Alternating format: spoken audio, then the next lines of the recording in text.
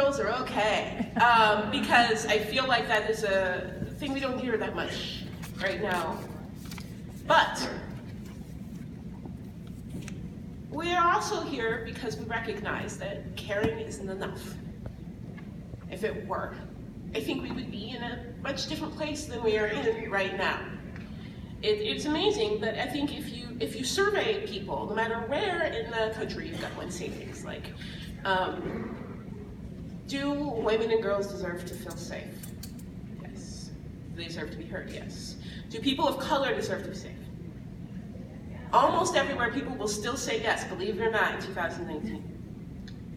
And so with these basics that we all kind of agree, racism's bad, sexism's bad, we should probably be in a different state than we are in right now. Right?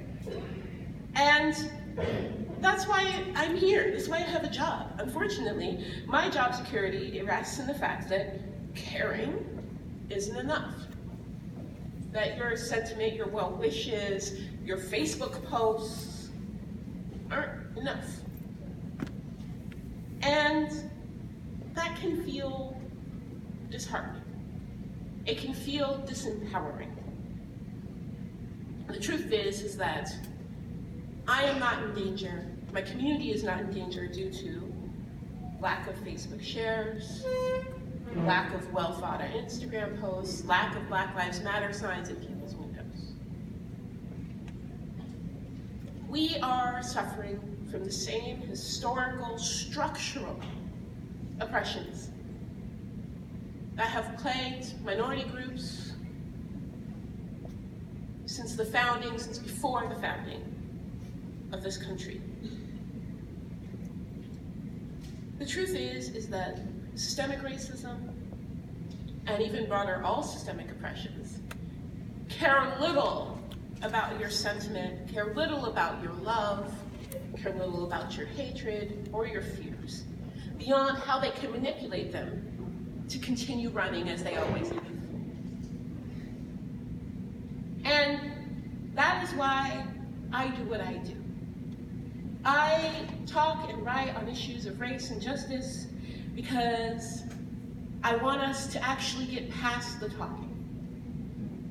Because I want us to get past the thought that if we hugged it out, we would find ourselves in a better world. It's not how it works. So this is good news. It's good news because think about if it was about feelings, if it was about love, and we are where we are today, we would be so screwed. Right? Like, we're like, wait, this isn't enough? This isn't like a clear majority of people who like will say racism's bad? That's not enough? Oh, I have to go win over all these Klan members? Like, that's not, that's a lot. And I watch these documentaries, right, where people are like, you know, she befriended the Klan member and they spent every day together for 20 years and now he finally believes that Black people are people. And I'm like, wow, that is such a waste of 20 years.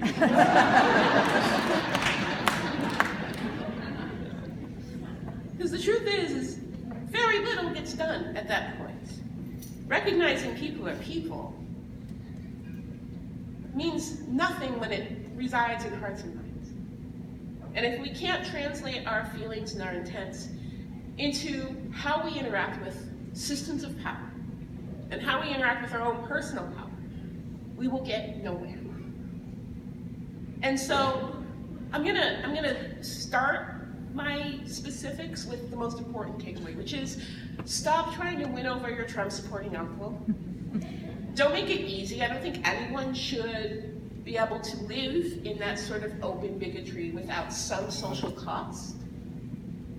But focus your attention and time where it can make a measurable impact on the lives of people of color. So, what does that actually mean? What it means is, first and foremost, we have to take the time to recognize our own individual power. I've spoken all over the country, I've spoken outside of the country.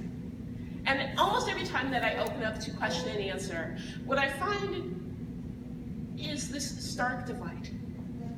I find often that white people are asking me how they can talk to a different white person who doesn't get it. They get it, but their uncle doesn't, their cousin doesn't, their coworker doesn't.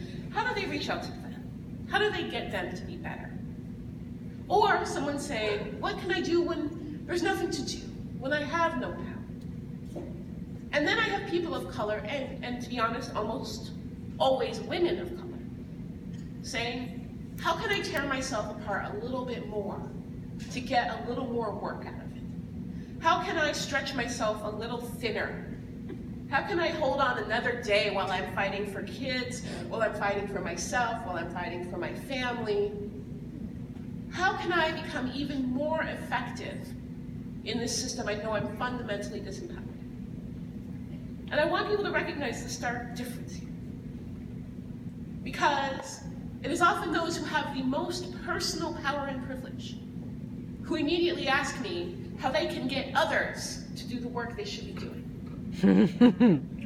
And it is those with the least power and privilege who are often asking me how they can find more within themselves to give. And that is first and foremost what needs to change. And so when I say recognize your own personal power, I mean you have to do some really difficult things, starting with recognizing where you have harmed others. The most important thing you can do over and over and over and over again is look at where you have perpetrated harm, where you have perpetrated sexism, heteronormativity, ableism, classism, transmisogyny. Look for it. Look for it in your day-to-day life. Ask yourself, what might I not know? What has been easy for me that I have taken for granted? When I lead workshops, I always try to talk about issues that face communities, and I say, now, I want you to go through any conflict you've had in the last year that you were sure had nothing to do with race, had nothing to do with class, had nothing to do with ableism, and reconsider. Think of what your privilege could possibly have kept from you. It is important that we recognize that we search, that we actively seek out the harm we've done. And that's painful. Like I said, you're all in here because you care. And caring people feel some sort of way of finding out that they've hurt people they care about. It is never easy.